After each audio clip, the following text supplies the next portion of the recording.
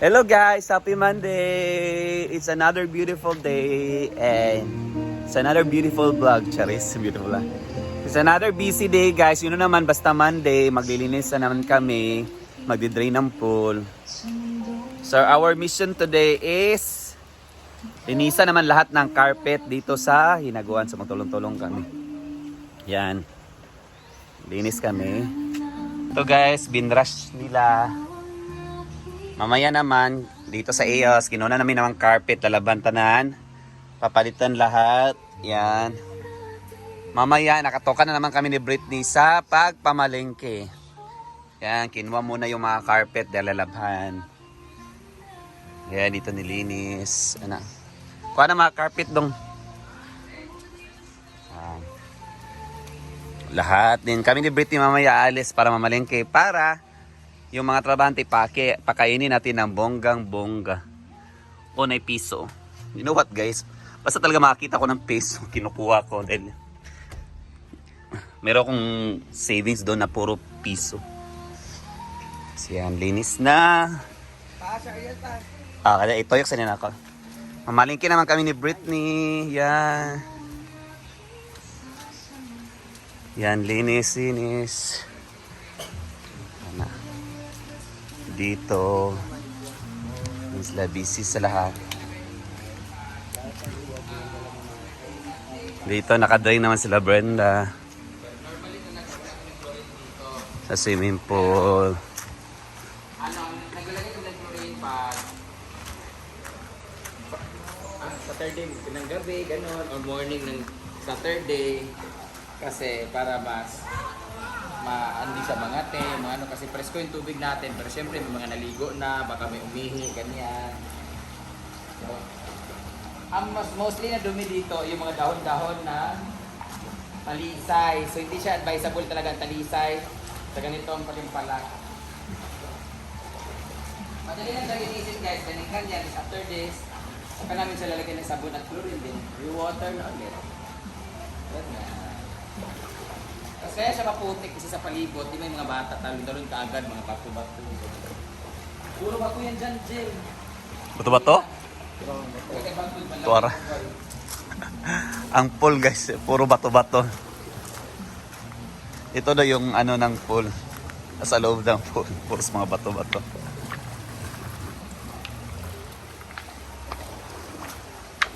Yan. Ewan ko ba ba't na yung mga bato-bato dito dyan na sa loob ng pool. Baka yung mga bata naglalaro kahapon.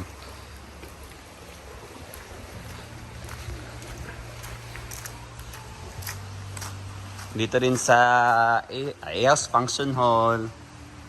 Yan. Yan, nilinisan yan later. Magpipickleball naman kami. Dahil kasi, pag Saturday, Sundays, hindi kami nakaka-pickleball. Dahil punuan to. Magiging maging cottage to ng mga guests namin. Yan, so mamaya, tulong-tulong kami sa pagbabrush ng carpet. You know what guys, naglinis kami na ng carpet noon. Grabe, sobrang bigat ng mga carpet. Ito, malinis na. Yan, maputi, kailangan talaga i-brush.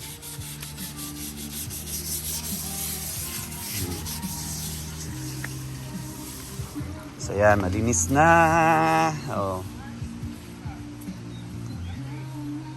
Yung kinuha namin ng mga carpet dyan. Tsaka lilinisan natin yan. Everyday kami nagpapalit dito. Once meron na mga guests, pinapalitan yung mga bed sheets, bedsheet covers, kumot, habol sa amin, at saka punda sa unlan.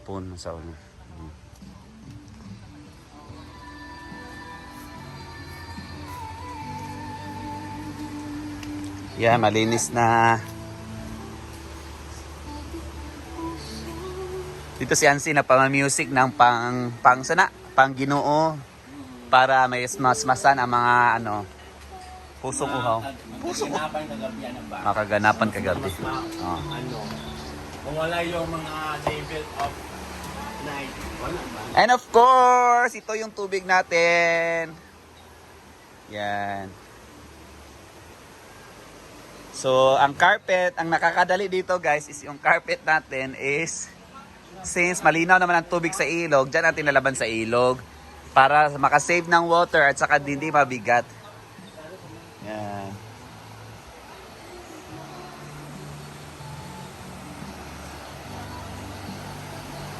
Yan. So, dyan tayo babrush ng mga carpet later. Damang ag-brush on niya. Sa'yo lang. Yan, nagtatawag na si Britney sa akin dahil mamalingkid ako ni. Kasi naman yung mga piece ako, Brit. May lang, light lang. Malak ka naman. Magmotor ni... Magka makaka, luto kas pamahaw. Nagluto pa si Paul ha? Wala eh. Mag-vlogger mga ka. Mag-vlogger ka na, di kang pakita sa kan. Ano? Ay, sabas. Amo na, sorry. Amo kayo. Bagi mo, Ardil.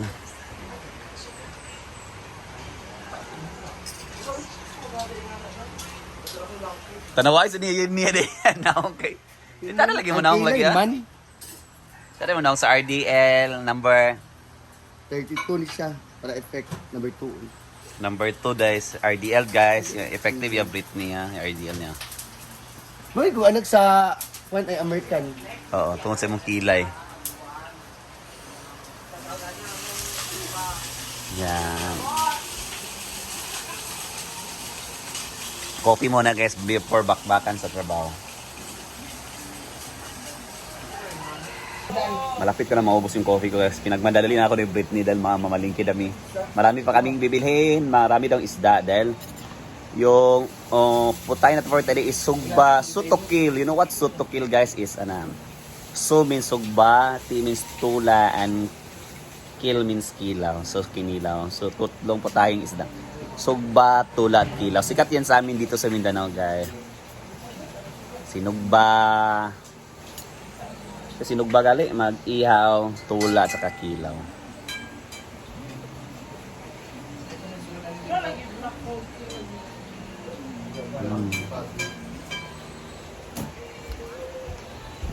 Ay, yawa. Ay, balikas bro. Dito, na-prepare sila Inday na... Di off money. Uy, balik siya naman ako. Iyan na, di off diyan na. Yan. Dito, gusto ni Inday is fried hotdog. At si Paloma naman is steamed hotdog yung gusto niya. Nagtinda ng ano. Oh. Ano sa'yo, diferensya gusto niyo sa steamed hotdog dahil? Dili, mamantika ba? Dili magmantika tapos kaning mukubol siya pag kuan. I-fry. Mas healthy siya kay dili siya mamantika ang hotdog. Ano man granan kasama kuan dai fried? Kay since when I was a child, kanila gid ang ako na andan. Fried ang Unlike sa kuan. Oh, so much better I choose this. Ay, yawa. Choose this. So, fry at saka steam. So kamo guys, which one do you prefer? Ma-fry ba or kuan steam? Malakaw makatag dali sag ko. Mahaw po magkana. Mamahaw sa dai mi guys. So malingkib ni Britney mamahaw sa daw. Ay magkilagay ni. Yan, breakfast na. Ikaw Bing, asa may mong gusto Bing? Fried hotdog or steamed hotdog? Both, but depende din sa brand. Ah. Kaya Paloma kay for health purposes daw dili mamantika. Yes. Steamed ako no ang ka. Actually, hotdog is not best for your health. Yes. Hindi? Either steam or fried. It's not good. Pero ngano ibaligya man day? Di ba day? Why? English. Ikaw, why? Why selling in the market? Oh, if it not Because good. that's business. Pero namin nakabutang mga vitamins ay naka-attach sa kwan, di ba? Oh, Processed food is bad for your health. It across market. Anything that is Takos. processed, bad din na siya. It causes cancer. Ano? What else? It causes cancer. Hipa. Ha? What other? Tuberculosis. Hala. Hotdog lalagay yung sulaan. Sige na guys, that's it muna for today's video. Kay magtiwas sa manim. Alin na Jake, maniap, mamaw na. Jeg! Bye na guys, kay mamaling kami ni Britney. Bye muna guys, that's it muna for first video for today, Charis. Yan. So prepare na sa paglilinis later, bakbaka na sa paglilinis. Paglalaba ng mga carpet. So kami, mamaya na kami tutulong ni Britney dahil mag-breakfast pa kami at saka mamalingki na. Bye guys! Listing.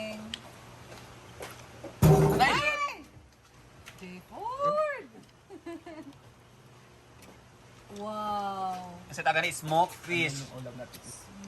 Fish in English. In Bisaya is... Kani, Tinapan. koi fish. Let's eat guys. Ang sarap niyan. Kumain na kayo, please. Alam niyo. Ini ito.